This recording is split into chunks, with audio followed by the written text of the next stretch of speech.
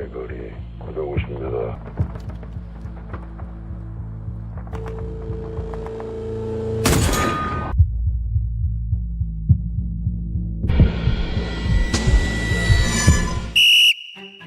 Halo, kembali lagi dengan gua Mangmen yang sudah sekian lama libur dikarenakan ada tugas negara yang sangat melelahkan sampai membuat Mangmen sakit.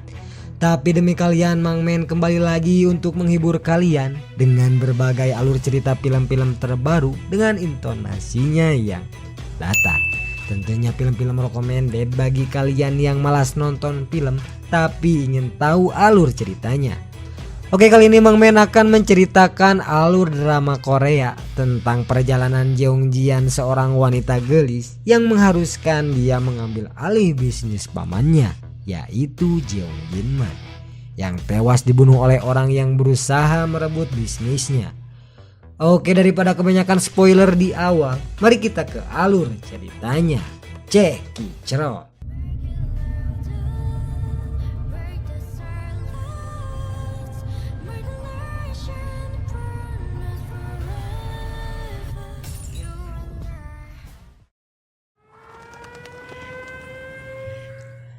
Film dimulai dengan memperlihatkan sebuah pemandangan di suatu tempat yang nampaknya dekat dengan sebuah tempat latihan militer. Karena di sana terdengar sebuah pengumuman yang menyebutkan bahwa di sana akan segera diadakan latihan militer. Di sana kita akan melihat sebuah rumah yang terlihat sudah porak-poranda. Tak tahu apa penyebabnya, yang pasti bukan karena gempa. Karena kemudian kita akan melihat sekelompok orang yang dipimpin oleh pria botak yang bisa dipanggil Tuan Kim, yang tengah menerjang ilalang bersama rekan-rekan sejawatnya sambil menenteng senjata api. Mereka terlihat sedang berusaha untuk mendekati rumah tersebut. Di sudut seberang jalan nampak sebuah mobil dan di dalamnya terlihat seorang berjaket coklat berambut panjang tengah memegangi sebuah sniper dan sedang membidik sasarannya. Tak lama kemudian, 목표와의 거리 950m.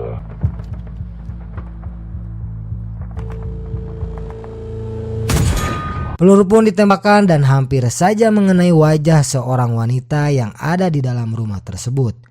Untungnya peluru tersebut hanya mengenai sebuah foto saja. Dan wanita tersebut adalah Jeongjian, sang tokoh utama dalam film ini. Dan dia adalah keponakan dari orang yang bernama Jeongjinman, sang empunya rumah tersebut. Tak lama berselang terlihat wajah Jian yang sangat ketakutan karena hampir terkena sebuah peluru. Dia pun dengan spontan memegangi kepalanya sambil melihat ke arah sebuah pistol yang tergeletak di depannya. Terlihat di sebelahnya ada seorang wanita, yaitu Minhe, yang nampaknya habis terkena peluru nyasar. Di sudut lain terlihat seorang pria yang sedang tergeletak. Kembali pada Jian, dia sekarang terlihat sedang memandangi pistol tersebut dan bermaksud ingin mengambilnya. Namun sang sniper dengan cepat menembak pistol tersebut hingga bergeser masuk ke bawah kursi. Melihat keadaan tersebut, Jian berusaha berpikir keras bagaimana caranya dia mendapatkan pistol tersebut.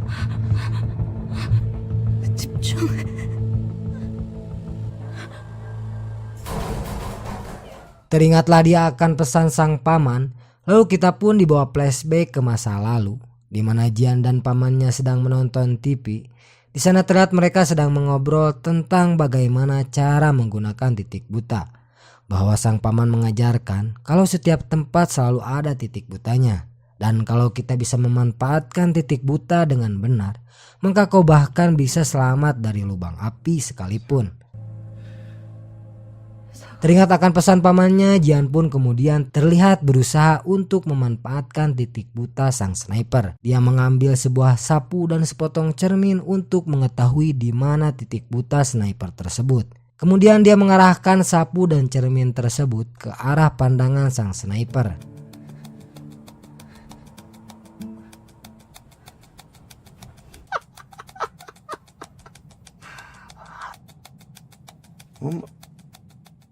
Dengan keheranan, sang sniper pun mencoba menanyakan pada dirinya sendiri sebenarnya apa yang akan dilakukan oleh Jian. Dia pun kemudian menembak cermin tersebut dan mengenainya. Kemudian Jian mencoba untuk kali keduanya. Sniper pun kembali menembakinya dan lagi-lagi mengenainya. Tak pantang menyerah, Jian mencoba untuk yang ketiga kalinya. Dan sang si sniper pun kini tembakannya meleset dan hanya mengenai pelafon rumah Jian. Kini Jian sudah dapat menemukan di mana titik buta sang sniper tersebut. Namun si sniper kini memahami maksud Jian dan menyuruh sang sopir untuk sedikit lebih maju ke depan. Dengan maksud agar tembakannya kali ini bisa mengenai targetnya. Kembali pada Jian, dia sekarang mencoba untuk naik ke atas sebuah kulkas dan mencoba untuk melompat ke atas kursi dengan maksud untuk mengambil pistol yang tadi terlempar. Dia pun kemudian mengambil ancang-ancang bersamaan dengan sang sniper yang mulai membidik Jian. 1, 2 dan secara bersamaan dengan lompatan Jian, si sniper pun menembakkan pelurunya.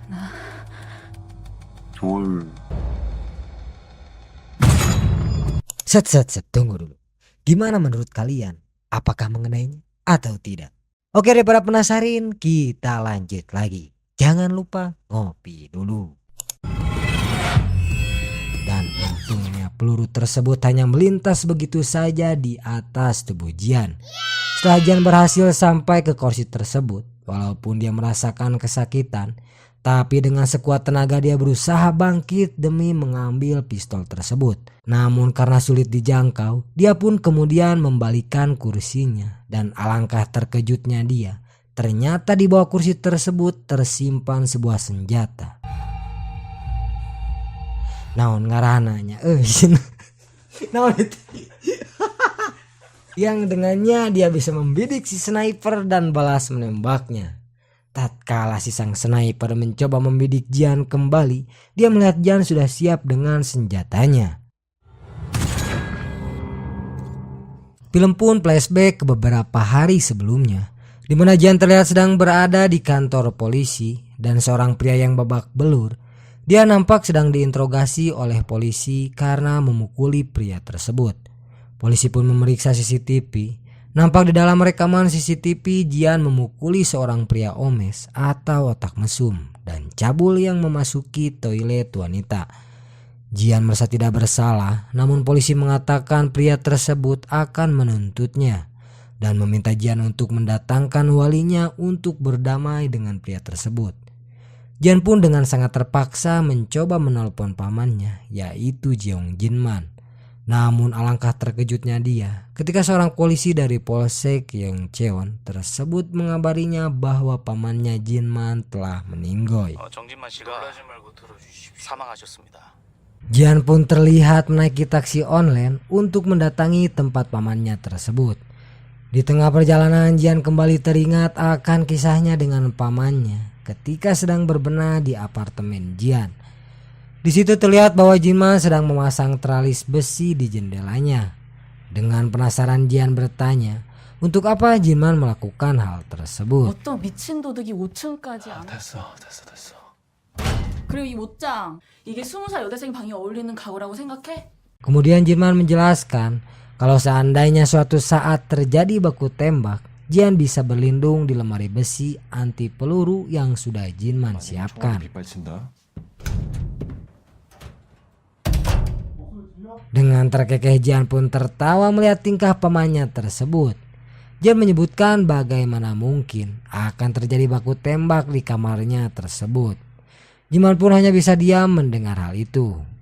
Kemudian Jian bercerita pada pamannya tentang apabila ada masalah, dia bisa meneriakkan nama Jinman sebanyak 3 kali ke langit dan itu dirasa ampuh oleh Jian.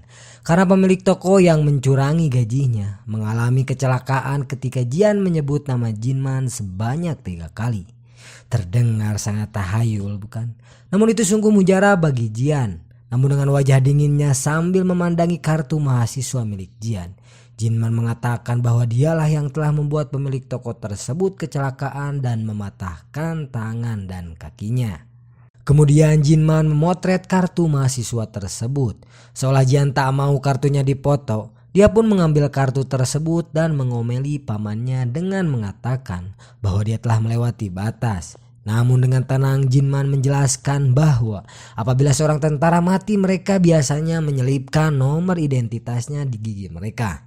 Dan Jinman pun meminta kepada Jian untuk menghafal nomor induk siswanya. 2201-9074 2201-9074 갑자기 학번을 왜 외우래? 2201-9074 Yi Kong Cinca. Kirata kita kira-kira tapi nyata. Mungkin beginilah artinya 22019074. Itulah nomor yang diberikan Jinman pada Jian. Siapa tahu suatu saat nomor tersebut bisa berguna bagi Jian. Kembali pada Jian yang sedang berada di dalam Grab car. Kini dia terlihat sedang mengobrol dengan sang sopir, di mana sang sopir berupaya menjelaskan kalau Jinman adalah teman masa sekolahnya dulu. Dan sekarang dia menanyakan gimana kabar Jinman pada Jian. Jian pun menjawab bahwa Jinman sudah meninggal. Dan terkagetlah si supir tersebut karena tidak menyangka bahwa Jinman telah meninggal dunia. 내 학번이야. Dengan berbaik hati sang sopir pun ingin membantu Jian untuk mengurus pemakaman pamannya tersebut.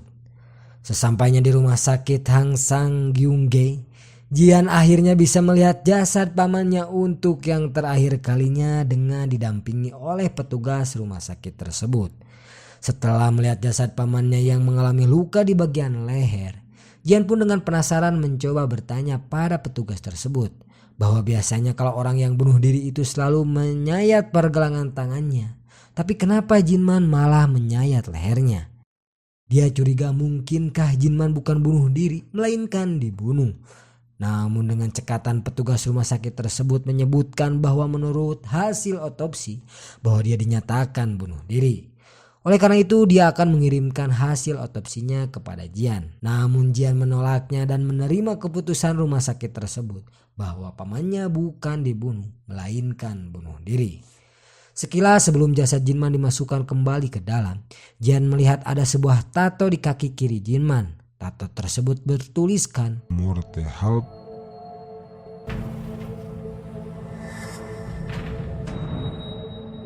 삼촌한테 그런 문신 있었나? Shin pun berpindah ke suatu tempat di mana dia terlihat sedang menyiapkan upacara pemakaman pamannya. Namun Jian terlihat masih menghuleng memikirkan tentang tato di kaki Jinman. Sebenarnya untuk apakah tujuan tato itu dibuat? Di tengah rasa penasarannya, dia pun harus mengurus berbagai ucapan pemakaman pamannya, mulai dari mempersiapkan pakaian yang harus dipakai dan mempersiapkan foto mendiang Jinman. Karena tidak mempunyai foto pamannya, Jian pun mencoba mendatangi rumah Jinman untuk mengambil foto pamannya tersebut. Sebelum masuk ke rumah Jinman, nampak dia masih ragu-ragu. Di tengah kegalauannya datanglah seorang pria yang mana dia bernama Bai Jeongmin. Dan dia mengaku bahwa dia adalah teman waktu Jian masih kecil. 배정민. Mereka berdua pun akhirnya mengambil foto Jinman. Karena tidak ada lagi foto selain foto keluarga, Jeongmin pun terlihat mengedit foto tersebut sambil menjelaskan bahwa dia adalah seorang ahli komputer. Dan dia juga bekerja paruh waktu untuk Jinman dan membuatnya untuk merombak situs web penjualan selang agrikultur milik Jinman.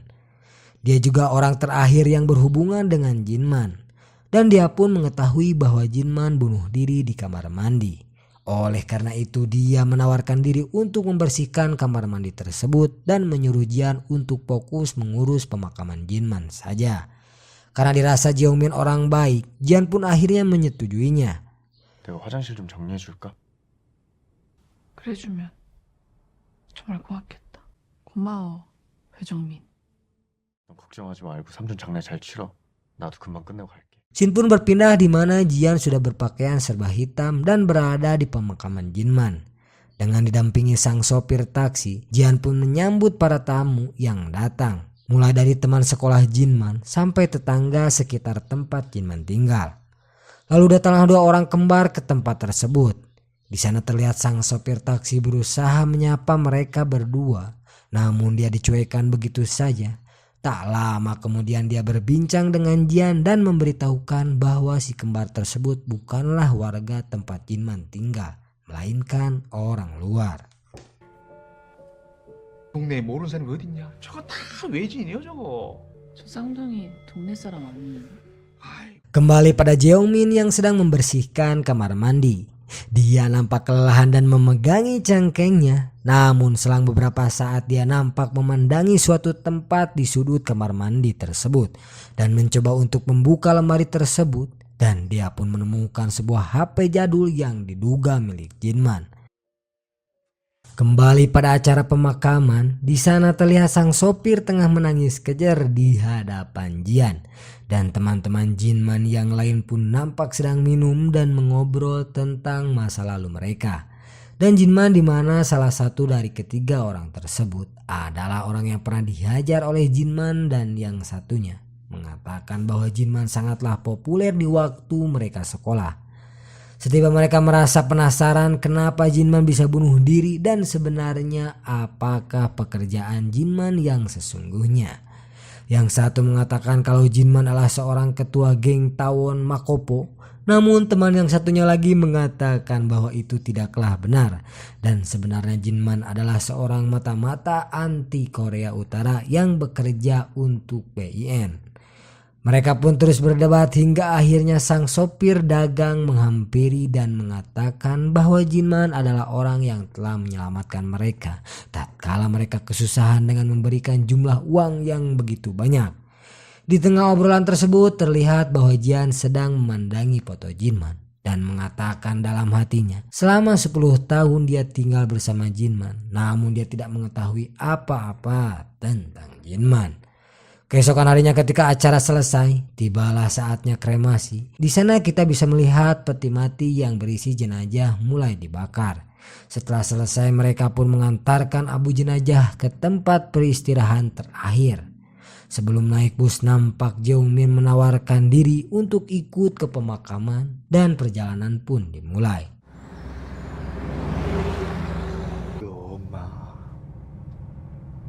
Di dalam bis nampak mereka membicarakan Jian yang terlihat tidak tampak kesedihan di wajahnya dengan kematian pamannya. Mendengar hal itu Jian hanya bisa terdiam. Setelah selesai dari pemakaman, Jian dan Jeongmin terlihat mengobrol dan Jian memberitahukan alasannya kenapa dia tak terlihat sedih. Karena dia jijik dengan cara kematian pamannya yang mati dengan cara bunuh diri. 진짜 고맙다. 괘씸해. 우리 삼촌. Kemudian Jian pun nampak masuk ke dalam rumah. Di sana dia masih terlihat kebingungan dan tak tahu apa yang harus dia perbuat. Dan dengan tatapan kosong, dia melihat foto keluarganya yang di sana terdapat foto Jinman. Dan sakolebat ingatannya kembali dibawa ke masa lalu ketika pamannya masih ada. Bayangannya melihat Jinman sedang duduk di atas sofa di hadapannya. Dengan tatapan kosong sambil mewek terseduh-seduh, dia melihat sofa tersebut dan menanyakan apa yang begitu berat bagi Jinman, sehingga dia berpura-pura untuk tetap kuat di hadapan Jian. 착하더니 나 좀 어떡하라고. Dia pun menanyakan pada dirinya sendiri, sekarang dia harus bagaimana tanpa sosok Jinman. Di tengah tangisannya tersebut, tiba-tiba Jeongmin masuk dan memberitahu bahwa dia lupa memberikan HP yang dia temukan di kamar mandi tempat Jinman bunuh diri. Karena Jian merasa dia sedang tidak baik-baik saja, maka Jian pun meminta Jeongmin untuk menemaninya di hari itu.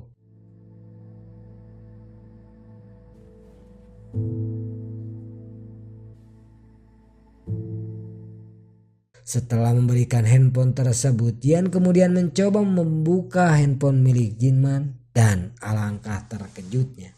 Dia mendapati pesan bahwa Jinman telah menerima transferan dari seseorang senilai 70 juta won dan menanyakan tentang barangnya yang kapan akan dikirim oleh Jinman. Jian hanya mengetahui bahwa Jinman adalah seorang pedagang selang online. Dengan polosnya menanyakan pada Jeongmin berapa banyakkah selang yang mereka beli sampai semahal itu. 네가 생각해도 농업용품 팔아서 나올 숫자로는 안 보이지?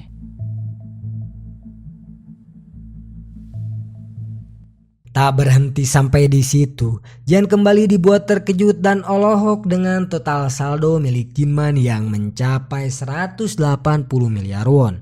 Dia pun memastikan pada Jeongmin tentang saldo milik Jinman dan Jeongmin pun sama-sama terkejut melihat jumlah uang sebanyak itu. Disitulah Jian mulai bertanya-tanya bagaimana mungkin uang ladang jualan selang bisa sebanyak itu. Dia pun menanyakan pada Jeongmin tentang situs web yang dia rombak untuk Jinman. Mereka kemudian mencoba membuka situs web tersebut dan menemukan beberapa kejanggalan di dalamnya. Dengan dibantu oleh Jeongmin, Jian akhirnya bisa masuk pada situs milik Jinman yang bernama Mortehalp. Jian pun akhirnya teringat pada tato yang ada di kaki pamannya yang sama dengan situs tersebut.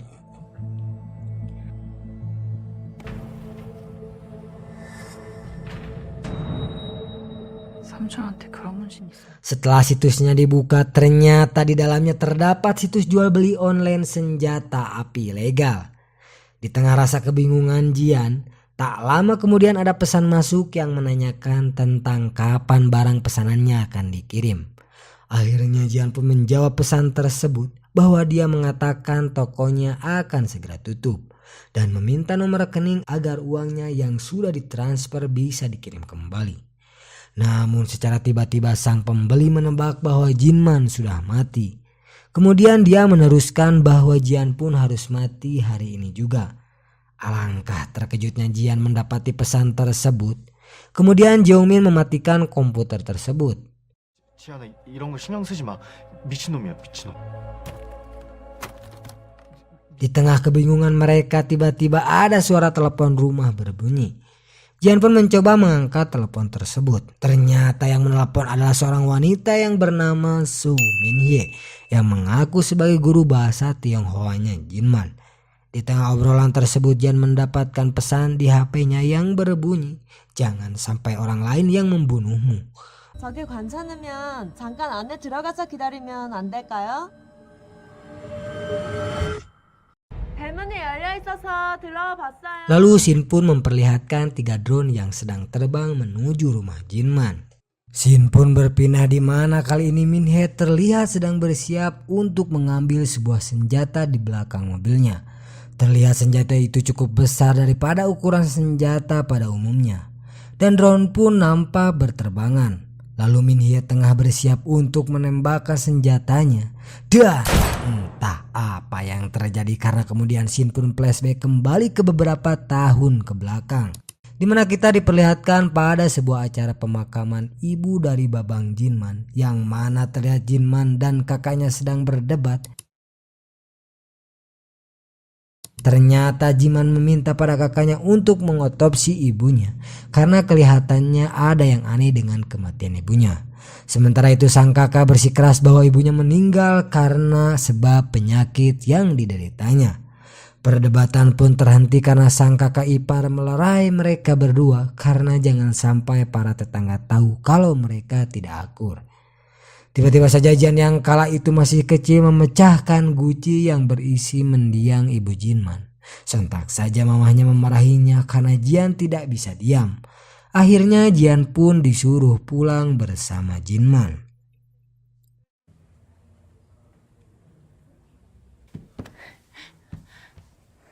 Setelah itu terlihat seorang mendatangi tempat pemakaman tersebut sambil mendoakan almarhum. Setelah itu dia memberikan ucapan bela sungkawa pada keluarga Jinman. Dengan keheranan kakak Jinman yang tak mengenalinya menanyakan siapakah dirinya. Pria tersebut pun mengaku kalau dia adalah teman lama Jinman. Namun dilihat dari ekspresi wajahnya yang pika sebelen, kayaknya Mang Men menduga dia bukan orang benar. 우리 진만이가 안 보이네요. 예. 근데 Oke, kita lanjut ke cerita filmnya. Di mana Jian yang baru bangun terlihat mendatangi Jinman yang sedang duduk di kursi dan nampaknya sedang husu melihat video merebeja film. Tak lama kemudian mereka pun terlibat obrolan yang mengandung hikmah untuk Jian. Di mana Jinman berpesan bahwa hanya yang lemahlah yang menggonggong atau berisik. Yang kuat tak pernah menggonggong. Maka kau harus tetap jadi kuat untuk membuat musuhmu menggonggong. Apapun alasannya, tetaplah buka matamu dan hadapi itu. Kira-kira begitulah nasihat Jinman pada Jian kecil. Tiba-tiba saja ponsel Jinman berbunyi dan dia pun terlihat berbicara dengan orang yang menelponnya. Tak lama kemudian Jinman mengatakan pada Jian bahwa dia akan pergi ke tempat pemakaman neneknya untuk menemui ayah dan ibu Jian. Namun sebelum pergi, Jinman berpesan jangan membuka pintu pada siapapun kecuali pada orang suruhan Jinman. 진짜 금방 올 거지? 금방 올 거야. Setelah Jinman pergi, nampak ada seseorang yang mendatangi gedung tempat Jian tinggal dan berusaha membuka paksa pintu rumah Jian. Setelah terbuka, terlihat wajah Jian yang ketakutan karena orang tersebut bukanlah orang yang diutus oleh pamannya. Namun untungnya sebelum orang tersebut masuk, seseorang menariknya kembali keluar dan terdengarlah perkelahian di antara mereka. Dan Jian pun dibuat semakin ketakutan.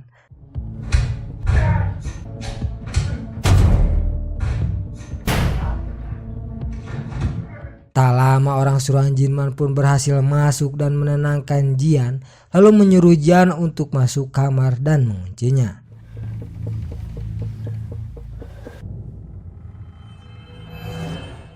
Sekolebat tangan temannya Jinman terlihat memakai pemukul yang mirip dengan batu akik.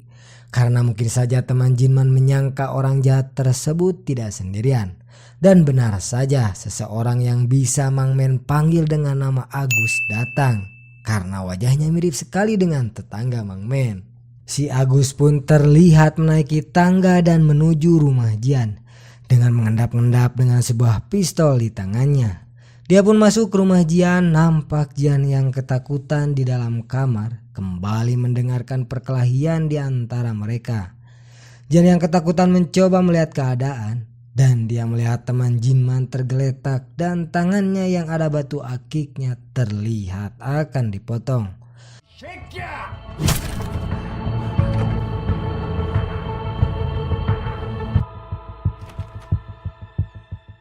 Setelah itu si Agus dan temannya berusaha mencari keberadaan Jian. Setelah mencari kesana kemari, akhirnya mereka menemukan Jian yang sedang bergelantungan di bawah jendela kamarnya. 정진마의 조카 맞아? 응? 야. Namun Jian yang ketakutan akhirnya menjatuhkan diri ke bawah. Untung saja ada kursi bekas yang menahannya dan tidak terluka. Jian pun berhasil melarikan diri, namun si Agus yang tidak pantang menyerah itu pun berusaha mengejarnya. Namun langkah si Agus seketika terhenti tatkala melihat Jian yang terjatuh akibat ditabrak mobil. 일이 좀 꼬인 것 같은데. Tak lama kemudian Jian pun dibawa ke rumah sakit untuk diobati. Malamnya ketika tersadar, Jian melihat sesosok serigala goreng patut atau si buruk rupa datang menghampirinya dan membawa potongan tangan temannya Jinman. Melihat itu Jian pun hanya bisa pasrah dan ngabiri-giri karena ketakutan melihat serigala itu tepat di depannya. Dan ketika serigala itu hendak memakannya,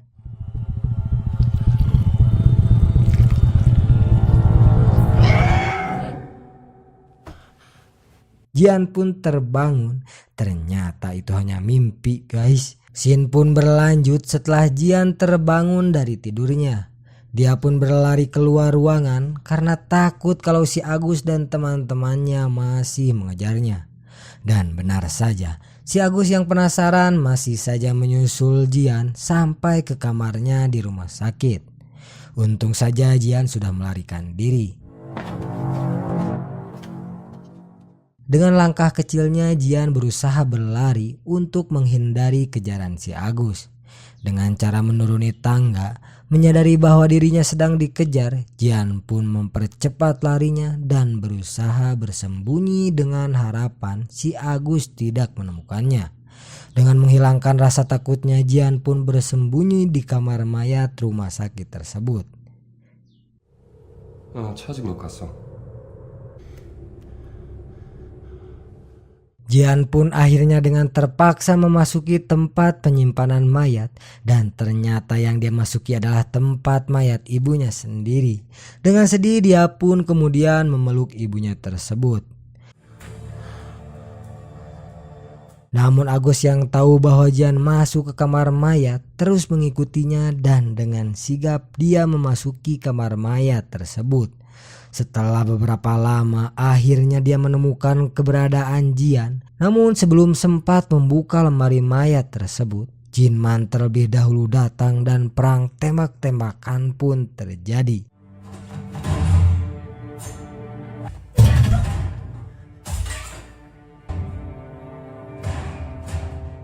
Akhirnya Jinman pun berhasil mengalahkan si Agus dan teman-temannya.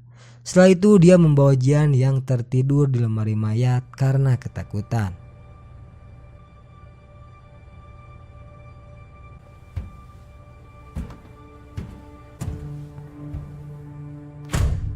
Satu bulan kemudian mereka berdua terlihat mengendarai sebuah mobil. Dan di tengah perjalanan Jinman nampak memberikan boneka kelinci kesayangan Jian. Setelah beberapa lama mereka pun sampai ke rumah Jinman. Di sanalah Jinman mulai mengajari Jian bagaimana cara hidup mandiri dan jangan meminta balas kasihan orang lain karena kini Jian sudah yatim piatu.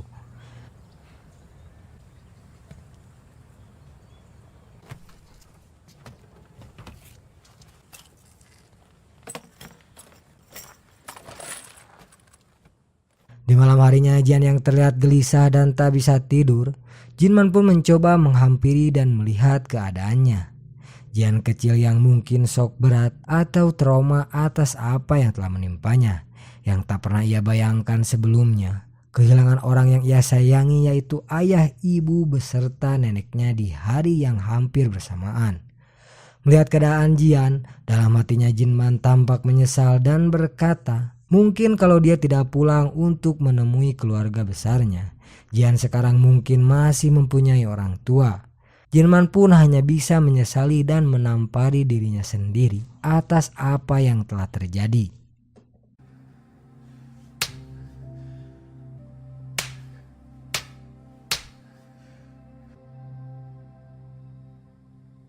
Keesokan paginya Jinman mendatangi sekolah Jian untuk melihat perkembangan Jian. Ternyata Jian yang dulunya ceria kini menjadi anak yang pemurung dan tidak bisa bicara. Di sekolah Jian nampak selalu dibully oleh teman laki-lakinya. Untung ada Jeongmin yang berusaha untuk membantunya. Saat pulang sekolah pun anak-anak yang lain terlihat dijemput oleh ibunya. Namun Jian hanya bisa pulang sendiri tanpa ada sosok ibu yang menjemputnya.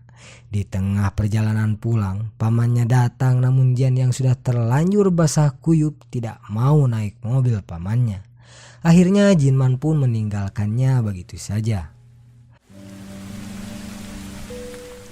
Jinman yang kini mulai mendidik Jian agar bisa mengandalkan dirinya sendiri, kini mulai menerapkan didikannya yang keras, mulai dari makan sendiri, nonton sendiri, dan tidak manja. Supaya nanti ketika dia dewasa, Jian bisa menyelesaikan masalahnya sendiri.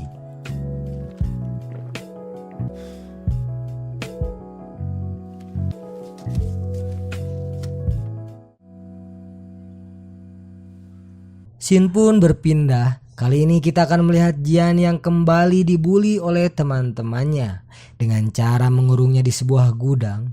Hari pun mulai gelap dan Jian masih terkurung di gudang tersebut. Kemudian tak disangka serigala yang pika sebelen dan goreng patut atau buruk rupa itu pun kembali datang dengan membawa potongan tangan dan hendak mendekati Jian. Jian yang sangat ketakutan mencoba untuk membuka pintu dan berusaha untuk berteriak. Dengan suaranya yang perak, perlahan suaranya pun bisa didapatkan kembali. Dan akhirnya dia bisa berteriak memanggil pamannya Jeong Jinman.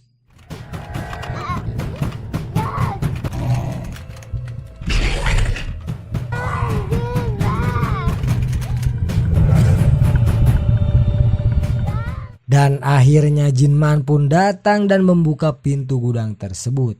Jian yang dari tadi ketakutan akhirnya menangis dengan sejadi-jadinya sambil memukuli pamannya tersebut dan berkata, "Kenapa lama sekali?" Jinman pun memeluk erat Jian dan meminta maaf karena datang terlambat untuk menyelamatkannya. Jinman pun mencoba meminta maaf dengan cara memberikan daging panggang kesukaan Jian.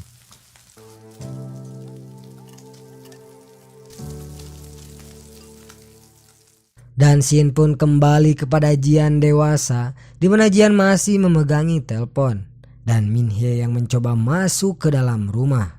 Terjadilah obrolan di antara keduanya dan akhirnya Min Hye pun memutuskan untuk pulang dan kembali lain waktu.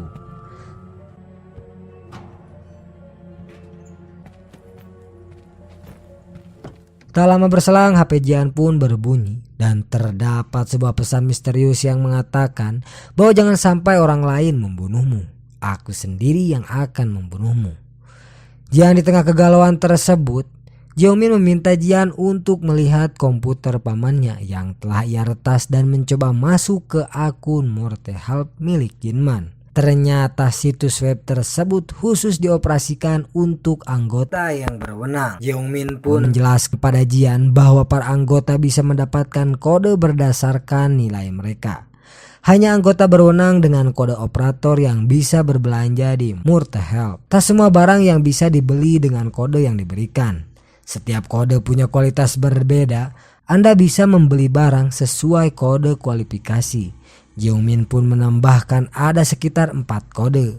Pertama, orang yang membunuh orang adalah kode merah, seperti pembunuh bayaran. Barang yang bisa mereka beli seperti senjata api, bom, dan lain-lain. Kedua, mata-mata adalah kode ungu. Kode untuk orang yang membeli dan menjual informasi seperti berbagai alat penyadap, kamera, dan lain-lain. Ketiga, kode kuning adalah untuk kru pembersih seperti obat, deterjen, dan alat pembersih yang digunakan untuk membereskan mayat. Dan ada jasa administratif untuk menghindari hukum. Keempat adalah kode hijau.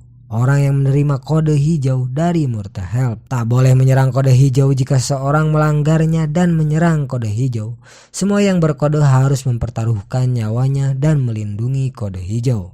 Dan ternyata yang berkode hijau adalah operator Morte Help, yaitu Jeong Jinman dan Jeong Jian.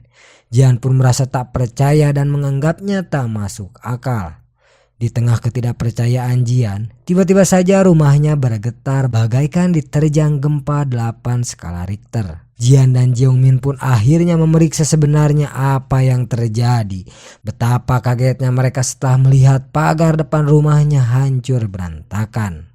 Dan setelah itu terlihat sebuah drone itu pun menembaki kaca rumah tersebut. Untungnya rumah tersebut dilengkapi dengan kaca anti peluru. Mereka pun terkaget dan menunduk untuk menghindari serangan tersebut. Mereka berdua pun memutuskan untuk lari keluar rumah melewati pintu belakang.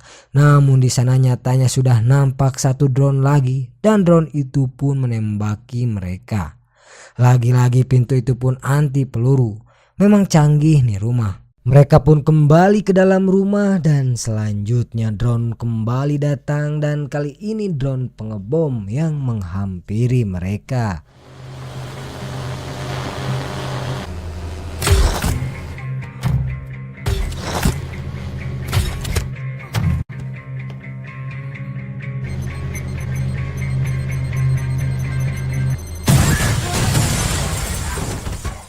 Akhirnya kaca itu pun pecah dan mereka berdua tersungkur dan lari ke dalam kamar.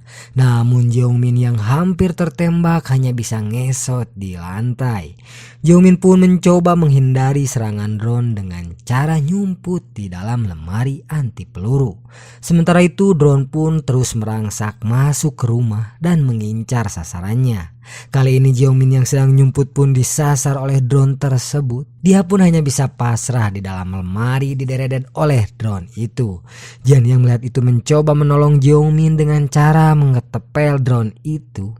Akhirnya kena juga sampai drone tersebut oleng dan terjatuh ke lantai. Dengan sekuat tenaga Jian pun berusaha untuk menghancurkan drone tersebut. Scene pun berpindah di mana kita akan melihat sekumpulan bapak-bapak yang sedang ngegosip di depan api unggun. Tak lama datanglah si kepala botak Pak Kim membawa bungkusan yang entah apa isinya. Karena sebelum dibuka, Pak Kim terlebih dahulu ngebedel atau menyayat tangannya untuk mengeluarkan sesuatu yang kecil semacam chip. Ya, ternyata itu adalah sebuah kode. Kode apa kira-kira? Mungkin saja itu kode merah yang dimaksud oleh Jeongmin tadi. 그렇게까지 이제 오늘 지나면 있으나 없으나 Tak lama datanglah kenalan Pak Kim, yaitu Senjo, dengan membawa sebuah tas yang berisikan senjata, yang ternyata kebanyakan senjata mereka dibeli dari Jinman, dan mereka sekarang sedang bersiap untuk memburu mangsa atas arahan Senjo. Mereka semua ternyata adalah tentara bayaran yang ditugaskan untuk memburu Jeongjian dengan diiming-iming hadiah yang besar kalau berhasil menangkapnya. Dan akhirnya mereka pun pergi untuk memulai pemburuannya. Di scene lain kita akan melihat sekelompok tukang bangunan yang sedang merenovasi rumah milik Jinman. Jian kini sedang berusia 17 tahun. Nampak tengah memperhatikan pembongkaran rumah tersebut.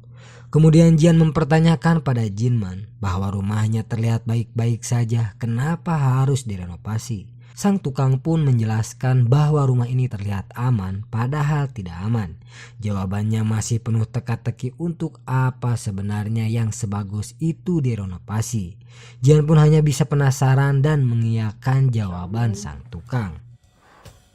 무슨 방에 창문이 하나 없어. Dan mereka harus pergi selama 2 minggu sambil menunggu perbaikan selesai. Jinman pun mengajak Jian untuk pergi ke Gunung Jirisan. Jian pun hanya bisa mengerutu kenapa harus ke gunung padahal masih banyak penginapan di luar sana. Di tengah perjalanan terlihat Jeongjiman terpincang-pincang. Sesampainya di gunung, Jinman pun nampak sakit dan tubuhnya terasa panas. Karena tidak ada sinyal, akhirnya Jinman menyuruh Jian untuk turun gunung sendiri dan mencari sebuah shelter yang ada telepon yang dapat digunakan untuk keadaan darurat. Dan Jinman menyuruh Jian apabila dia ketakutan di tengah jalan maka panggillah namanya 3 kali. Jeongjinman, Jeongjinman, Jeongjinman. Maka katanya mungkin saja dia akan muncul secara ajaib kayak Om Jin dan Jun. Jian pun hanya bisa menuruti permintaan pamannya itu dengan berbekal peta dan ketepel pemberian pamannya. Dia pun akhirnya turun. Setelah Jian pergi, Jinman nampak menelpon Pasin dan memberitahu bahwa obat yang dia minum efeknya luar biasa. Dan kemudian dia mencari ke sudut gua dan menemukan sebuah tas yang berisikan senjata.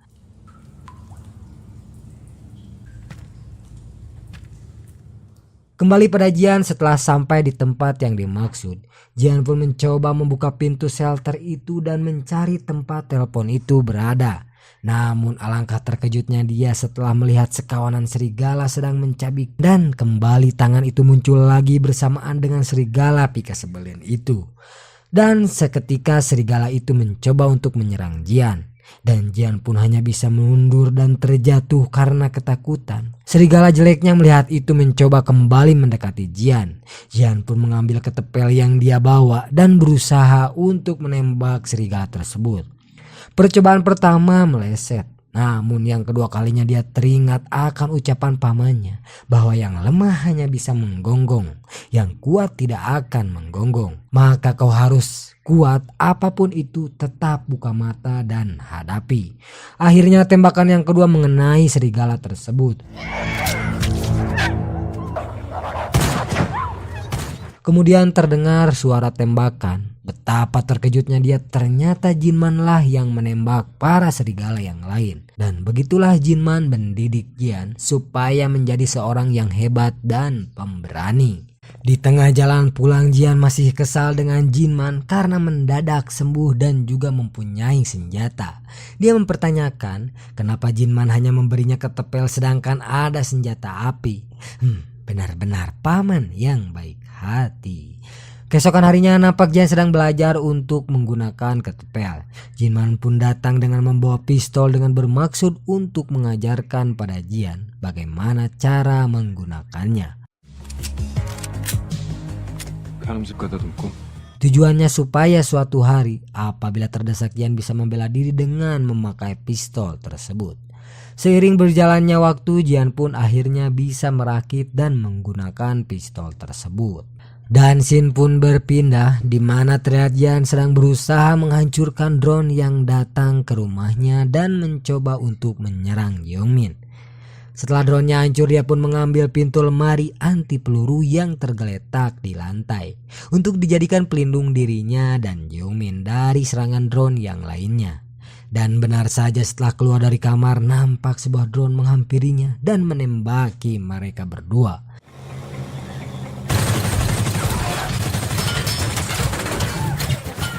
Sampai keduanya terpental ke belakang karena serangan drone tersebut. Sementara itu di luar rumah, Min-hye terlihat sedang bersiap untuk mengambil sebuah senjata di belakang mobilnya. Terlihat senjata itu cukup besar daripada ukuran senjata pada umumnya. Di saat Jian dan Jeongmin ketakutan karena pelindung mereka sudah hancur diserang oleh drone, tiba-tiba saja drone tersebut berjatuhan karena Min-hye ternyata menggunakan senjata yang dapat melumpuhkan drone-drone tersebut. Di tengah rasa takut yang hebat, Jeongmin memutuskan untuk keluar rumah. Namun tiba-tiba saja dia ditarik dan di smackdown oleh Min-hye yang sedang mencari yang namanya Jian dengan cara menempelkan alat yang dapat mendeteksi kode hijau. Karena Jeongmin bukan kode hijau, akhirnya dia dibius hingga pingsan. Sementara Jian yang melihat hal tersebut mencoba melawan dengan menodongkan ketapel ke arah Min-hye dan menanyakan maksud kedatangannya. Tiba-tiba terjadilah perkelahian di antara mereka yang tentu saja dapat dimenangkan dengan mudah oleh Min-hye. Dan setelah diperiksa, ternyata Jian adalah kode hijau tersebut. Namun Jian yang tidak terima terlihat masih mau menantang Min-hye. Namun tiba-tiba saja ada peluru melintas di antara mereka dan mengenai dinding rumah. Sontak saja Min-hye menendang Jian supaya tidak tertembak oleh peluru tersebut. Terlihat Seungjo dan kawan-kawannya lah yang menyebabkan kekacauan dan kerusakan di rumah Jinman. Di dalam rumah, Min-hye menjelaskan bahwa dia ada di pihak mereka dan memastikan bahwa Jeongmin tidak mati, dia hanya dibius dan dibuat pingsan. Dan di sini pun Min-hye menjelaskan pada Jian tentang situasi yang sedang terjadi sekarang, bahwa banyaknya keanehan yang terjadi pada Jian 10 tahun terakhir. Ini tentang bagaimana bisa dia menerikan nama Jeong Jinman ke langit sebanyak 3 kali. Masalah yang dihadapi Jian bisa beres. Seperti saat Jian dirundung semasa SMA, wanita yang merundungnya pindah sekolah. Saat dia dilecehkan secara seksual yang melecehkannya berhenti kuliah. Dan yang terbaru saat bosnya di toko swalayan yang berusaha mencurangi gajinya, dia mengalami kecelakaan.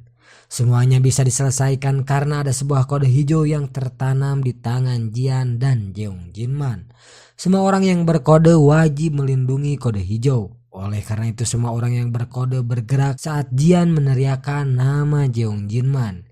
Jian yang masih tak percaya dengan semua ini hanya bisa menangis. Sementara itu Pak Kim dan rombongannya tengah bersiap untuk memburu Jian ke rumahnya dengan arahan dari Seungjo. Sementara Seungjo yang menjadi sniper dengan tatapan tajamnya masih membidik rumah Jian dan mencoba untuk menembaknya, namun gagal. Jian yang menyadari dia tengah jadi sasaran tembak berusaha untuk menghindari tembakan tersebut. Melihat hal itu, Min-hye mencoba menghalangi pandangan sang sniper dengan mengeluarkan bom asap. Namun tak lama datang sebuah drone dan berusaha menghilangkan asap dari rumah tersebut. Namun dengan sigap Min-hye menembak jatuh drone tersebut. Seungjo yang baru menyadari ternyata yang membantu Jian adalah Min-hye merasa terkejut dan dia pun mencoba menembak Min-hye, namun hanya mengenai tangan kanannya. Dan Pak Kim yang mengetahui hal itu langsung menanyakan pada Seungjo tentang Min-hye karena Min-hye mempunyai kode merah dan ungu. Itu bisa merubah segalanya dan beresiko sangat tinggi. Dan Pak Kim pun meminta bayaran lebih pada Seungjo. Mendengar hal itu, Seungjo pun mengiyakan tawaran Pak Kim dan menyuruh mereka untuk melanjutkan perburuan. Kembali lagi pada Jian, dia sekarang terlihat sedang memandangi pistol tersebut dan bermaksud ingin mengambilnya. Namun sang sniper dengan cepat menembak pistol tersebut hingga bergeser masuk ke bawah kursi. Melihat keadaan tersebut, Jian berusaha berpikir keras bagaimana caranya dia mendapatkan pistol tersebut. Teringatlah dia akan pesan sang paman. Jian pun kemudian terlihat berusaha untuk memanfaatkan titik buta sang sniper. Dia kemudian mengambil sebuah sapu dan sepotong cermin untuk mengetahui di mana titik buta sniper tersebut. Kemudian dia mengarahkan sapu dan cermin tersebut ke arah pandangan sang sniper. Dengan keheranan, si sniper pun mencoba menanyakan pada dirinya sendiri sebenarnya apa yang akan dilakukan oleh Jian. Dia pun kemudian menembak cermin tersebut dan mengenainya. Kemudian Jian mencoba untuk kali kedua. Sniper pun kembali menembakinya dan mengenainya. Tak pantang menyerah, Jian mencoba untuk yang ketiga kalinya. Dan sang sniper pun kini tembakannya meleset dan hanya mengenai plafon rumah Jian. Kini Jian sudah dapat menemukan di mana titik buta sang sniper tersebut. Namun sang sniper kini memahami maksud Jian dan menyuruh sang sopir untuk sedikit lebih maju ke depan dengan maksud agar tembakannya kali ini bisa mengenai targetnya. Kembali pada Jian, dia sekarang mencoba untuk naik ke atas sebuah kulkas dan mencoba untuk lompat ke atas kursi dengan maksud untuk mengambil pistol yang tadi terlempar. Dia pun kemudian mengambil ancang-ancang bersamaan dengan sang sniper yang mulai membidik Jian. 1, 2, dan secara bersamaan dengan lompatan Jian, si sniper pun menembakkan pelurunya. Dan untungnya peluru tersebut hanya melintas begitu saja di atas tubuh Jian. Setelah Jian berhasil sampai ke kursi tersebut, walaupun dia merasakan kesakitan, tapi dengan sekuat tenaga dia berusaha bangkit dan mengambil pistol tersebut. Namun karena sulit dijangkau, dia pun kemudian membalikan kursinya. Dan alangkah terkejutnya dia, ternyata di bawah kursi tersebut tersimpan senjata ting naon ngaranna eta, yang dengannya dia bisa membidik sang sniper dan balas menembaknya. Tatkala sang sniper mencoba membidik Jian kembali, dia melihat Jian sudah siap dengan senjatanya dan 정진만 욕하겠구만.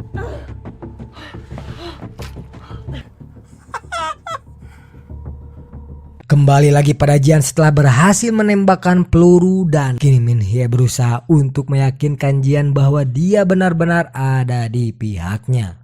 Namun tak lama gerombolan Pak Kim ternyata sudah sampai ke rumah tersebut dan berusaha untuk menyerang Jian dan rekan-rekannya. Untung saja Min Hye dengan sigap mampu menembaki musuh yang mendekat. Setelah melihat satu temannya gugur, Pak Kim dan anak buahnya menyiapkan strategi baru untuk menyergap Jian dan kawan-kawannya. Min Hye yang mengetahui musuh sudah mulai masuk rumah, dia pun menyuruh Jian dan Jeongmin untuk pergi ke gudang. Sementara itu Min Hye akan berusaha melindungi Jian dari serangan musuh.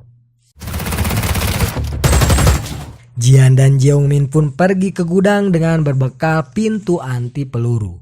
Mereka berdua berusaha dengan susah payah untuk sampai ke gudang yang ada di belakang rumah.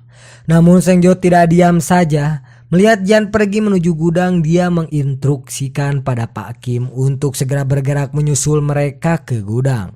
Seng Jo pun berusaha menghentikan mereka dengan cara menembakinya. Namun Min Hye yang melihat Seng Jo lengah dengan cepat membidiknya dan menembakinya. Namun tembakannya meleset dan hanya mengenai si supir. Akhirnya dengan susah payah Jian sampai juga di gudang dan disusul oleh Min Hye, dan dengan arahannya dia menunjukkan kantor tempat pamannya bekerja, yaitu Mortal Help yang ada di bawah tanah. Namun masuk ke sana bukanlah perkara mudah karena di pintu masuk tersebut ada kunci yang menggunakan kombinasi angka, sehingga Jian pun harus berpikir keras. Apa sebenarnya kolaborasi angka yang pas untuk membuka pintu tersebut? Setelah mencoba beberapa kali dan gagal, di tengah kepanikan Jian pun akhirnya teringat akan angka yang selalu disuruh pamannya untuk dia hafal. Ya, angka tersebut adalah nomor induk siswanya. 201 9074. Yi Kong Ye Kyung Ji Sa. Dan akhirnya dia berhasil juga masuk ke ruang bawah tanah. Setelah masuk, Jian dan Jeong Min pun mencoba untuk melihat isi dalam gudang tersebut. Namun tak lama mereka dikejutkan oleh seorang yang bertopeng dan menodongkan senjata pada mereka dan menyebut dirinya brother. Tak lama berselang, Pak Kim dan gerombolannya nampak berhasil masuk ke gudang dan tengah berusaha mencari Jian dan kawan-kawannya. Sekilas film pun kembali flashback tatkala Jinman sedang menghadiri sebuah pengadilan di mana dia nampak menjadi saksi untuk seseorang yang masih misterius. Sir, I need your answer. Kemudian kita diajak kembali untuk melihat Jinman yang sedang berada di rumah ibunya Jian. Nampak di sana dia sedang menerima telepon dari seorang wanita yang ada di aplikasi micet. Bukan ya, ternyata telepon tersebut dari seseorang yang menggambarkan bahwa Bale masih hidup dan sedang menuju tempat pemakaman ibunya bersama Seungjo. Dan dia pun mengetahui maksud dari telepon tersebut dan dengan sengaja mengirimkan pesan pada seorang yang bernama Honda untuk memintanya melindungi Jian. Jinman pun akhirnya pergi menuju tempat pemakaman ibunya dengan wajah panik. Dia pun terlihat berusaha untuk menelpon seorang, namun tak kunjung diangkat. Di situasi tersebut terlihat ada seorang wanita yang mobilnya sedang mogok di tengah jalan. Jinman pun dengan refleks menghentikan mobilnya. Sang wanita itu pun terlihat menghampiri Jinman, namun Jinman yang seakan sudah tahu situasinya berusaha untuk memundurkan mobilnya. Namun tiba-tiba saja sebuah truk besar menghantam dengan keras bagian belakang mobil Jinman.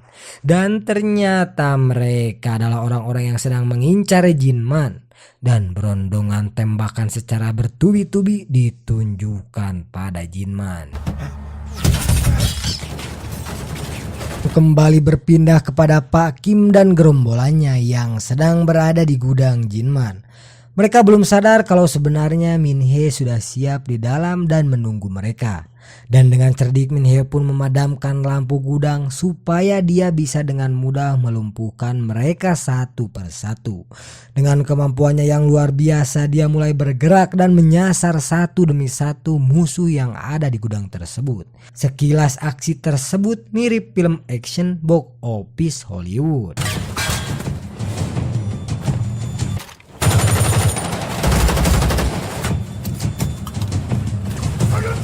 Kembali lagi pada Min Hye, terlihat dengan tenangnya dia diam-diam mengendap di tengah kegelapan untuk membantai musuhnya. Dengan gerakan secepat kilat, Min Hye berhasil menghindari peluru dan dor satu selesai. Berikutnya dua orang sekaligus.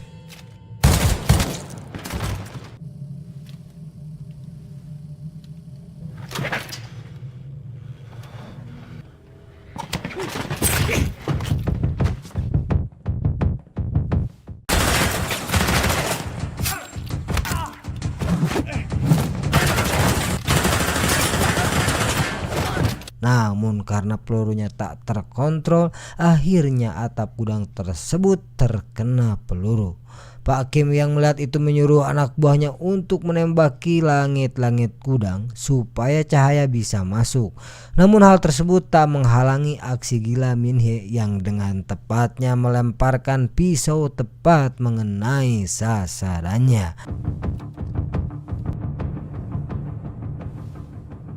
Kemudian dengan lingasnya bagai belut sawah, dia berhasil menghindari tembakan musuh dan membantainya hanya dengan menggunakan pisau.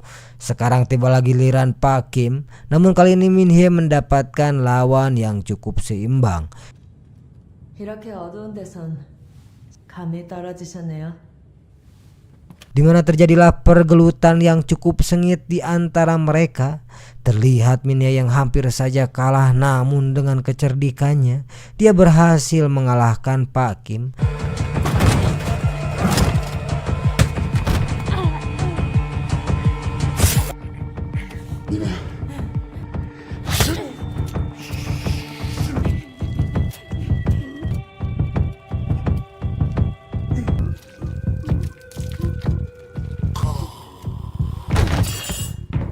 karena ternyata pisau yang dia gunakan sudah dilumuri racun terlebih dahulu. 天先生，不见不散。 Kembali pada Jian yang sedang ditodong oleh pria bertopeng. Ternyata pria tersebut mengenali Jian dengan baik. Pria yang mengaku brother tersebut pun menyuruh Jian untuk memborgol tangan Jeongmin. Namun Jian yang bisa bela diri berhasil mendengkek pria bertopeng tersebut dan membuatnya pingsan.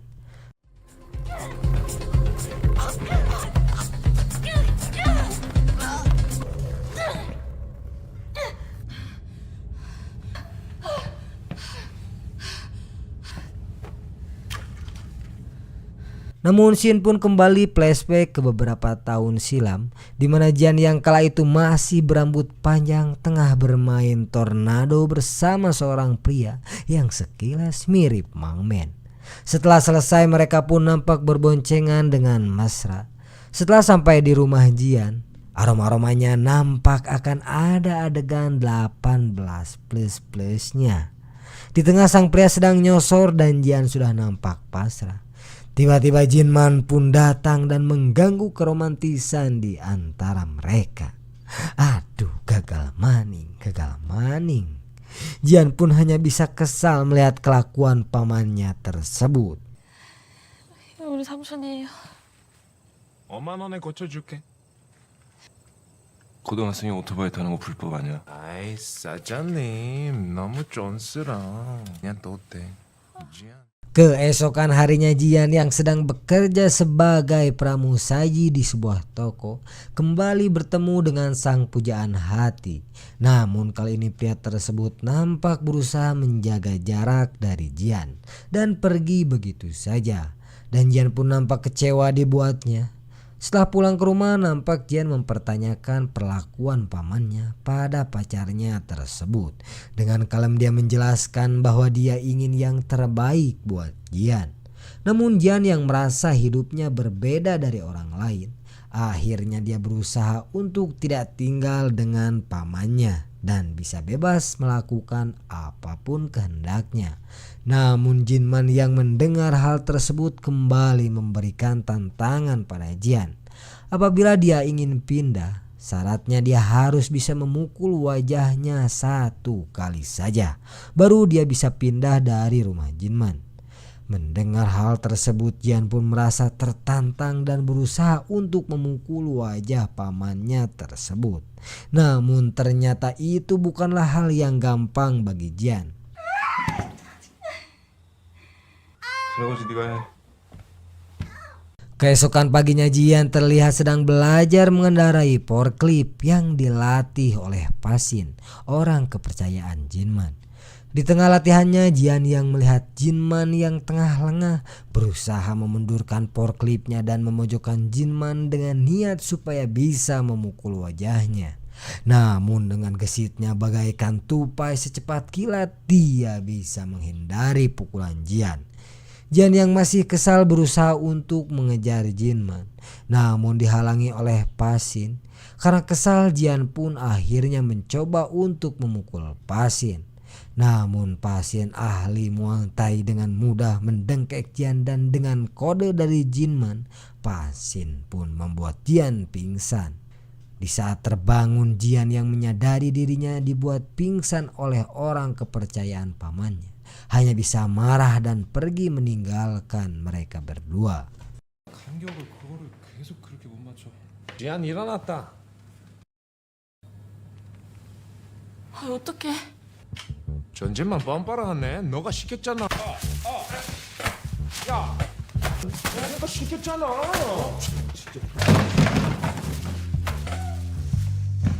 Malam harinya Jian dengan sengaja mendatangi kediaman Pasin dan memintanya untuk mengajarinya ilmu bela diri Muay Thai dengan tujuan hanya untuk bisa memukul Jinman.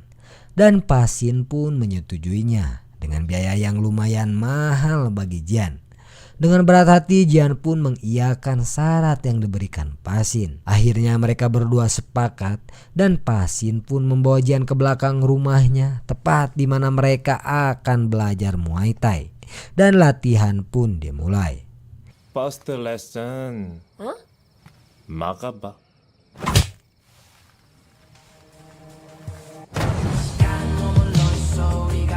Setiap hari Jian pun berlatih dengan keras, baik di tempat latihan dengan Pasin. Di tempatnya bekerja, Jian pun terus berlatih tanpa henti. Dan kini dia berusaha untuk kembali memukul pamannya. Namun kembali Jong, dia pun kembali terus berlatih dan meningkatkan kadar latihannya setiap harinya. Setelah latihan berbulan-bulan dan dengan diiringi tekad yang kuat serta semangat yang tak pantang menyerah, akhirnya Jian menjadi lebih jago bela diri dari sebelumnya.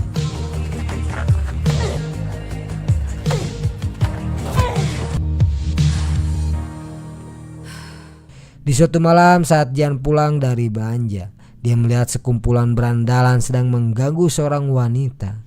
Karena merasa dirinya sudah jago bela diri, akhirnya dia pun ingin mencoba kemampuannya dengan melawan 3 orang sekaligus. Dan gelut pun terjadi di antara mereka. Namun di tengah perkelahian tersebut, Jinman datang dan menolong Jian. Tak lama polisi pun datang dan membuat para berandalan pun kabur. 야!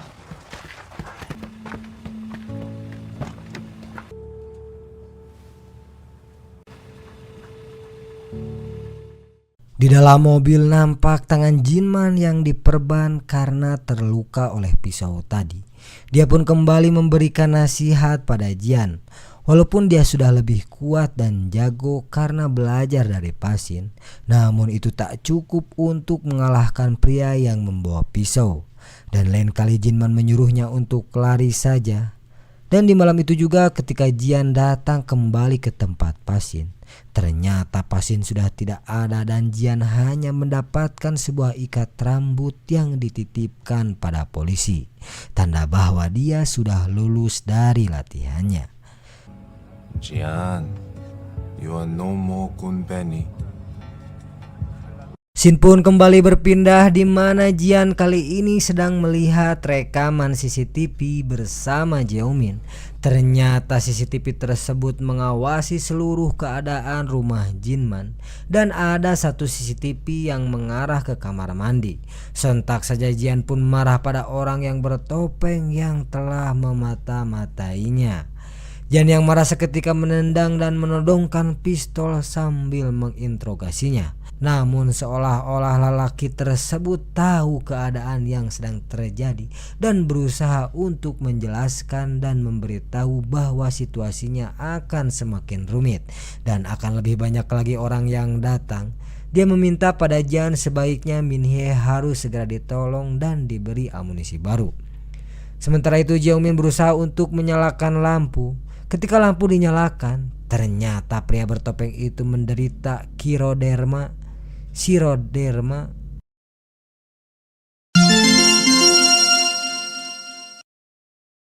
Dengan kata lain, dia alergi terhadap cahaya. Pantas saja dia selalu memakai topeng. Jian yang masih kebingungan dan penasaran terus saja menodongkan pistolnya supaya pria tersebut memberinya jawaban tentang sejak kapan dia mengawasi Jian melalui CCTV. Belum selesai dia menjawab, Jeongmin tiba-tiba saja menyumpal mulut pria tersebut dan mengatakan pada Jian bahwa kita jangan terkoceh oleh rupa. Bisa saja dia berpura-pura agar kita merasa iba padanya. Jian hanya bisa melongo dan mengikuti apa yang dikatakan Jeongmin. Ketika Jian lengah, ternyata tak disangka dan tak diduga pria bertopeng tersebut bisa melepaskan diri dari borgol dan menyuruh Jian supaya jangan percaya pada Jeongmin. Ada apa ini sebenarnya? Jian yang melihatnya lari kemudian berusaha untuk mengejarnya. Terjadilah ucing-ucingan di antara mereka. Ketika Jian lagi mencari, tiba-tiba laki-laki tersebut muncul di belakang Jian dan hendak menyuntiknya bagaikan jurik anjir. Namun karena Jian boga lalakon, akhirnya dia bisa mengelak dan menendangnya. Ketika Jian mengejarnya ke bawah lemari, ternyata ada jebakan di sana dan akhirnya Jian pun ngagebros ke ruang bawah tanah. Sementara Jeongmin yang berhasil ditangkap dan diborgol oleh pria tersebut.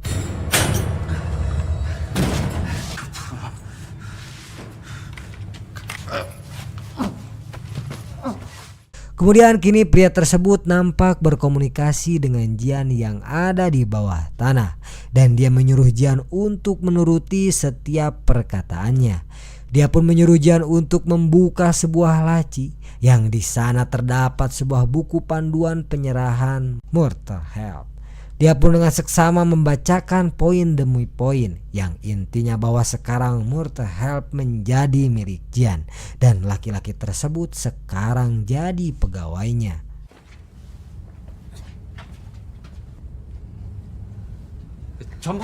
Setelah Jian keluar dari ruang bawah tanah karena masih ragu dengan apa yang dilakukan oleh pria tersebut, dia pun menodongkan pistol padanya dan menyuruhnya untuk melepaskan Jeongmin.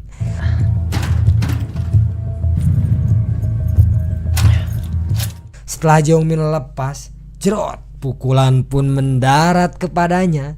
Jian yang melihat itu menyuruh Jeongmin untuk berhenti. Disitulah Jian dibuat bingung sebenarnya mana lawan dan mana kawan. Di tengah kebingungan tersebut, Jian pun harus mengambil keputusan mana yang akan dia percayai dengan segera. Jeongmin yang tengah terbelenggu lehernya, dia mengingatkan pada Jian bahwa yang menolongnya waktu dia kecil dan terkunci di gudang adalah dirinya. Jian pun samar-samar teringat kembali akan masa kecilnya yang terkunci di gudang sekolah. Jian yang masih kebingungan akhirnya teringat pesan sang paman tatkala dia sedang berusia 13 tahun dan disuruh mengambil keputusan untuk memelihara kucing. Jinman pun berkata bahwa setiap keputusan yang kau ambil akan ada konsekuensi dan tanggung jawabnya dan kau harus menanggungnya sendiri. Teringat akan hal itu, Jian pun dengan segera memutuskan siapa yang harus dia percayai. Dan dia pun memilih Jeongmin dan menyuruh pria bertopeng itu untuk keluar dan memberikan bantuan pada Minhye. Namun sebelum keluar dia mengingatkan pada Jian bahwa dalam kondisi apapun jangan pernah meninggalkan pusat perbelanjaan tersebut. Setelah pria bertopeng pergi, kini Jian tinggal berdua dengan Jeongmin. Namun ternyata secara mengejutkan, ternyata si Jeongmin adalah serigala berbulu domba alias musuh dalam selimut tetangga. Ternyata keputusan yang Jian ambil salah. Jeongmin diam-diam ternyata membius Jian dari belakang dan di sini keadaan pun makin rumit. Dan scene pun berpindah di mana terlihat Senjo dan kawan-kawannya telah mempersiapkan sebuah robot yang bisa dikendalikan dari jarak jauh.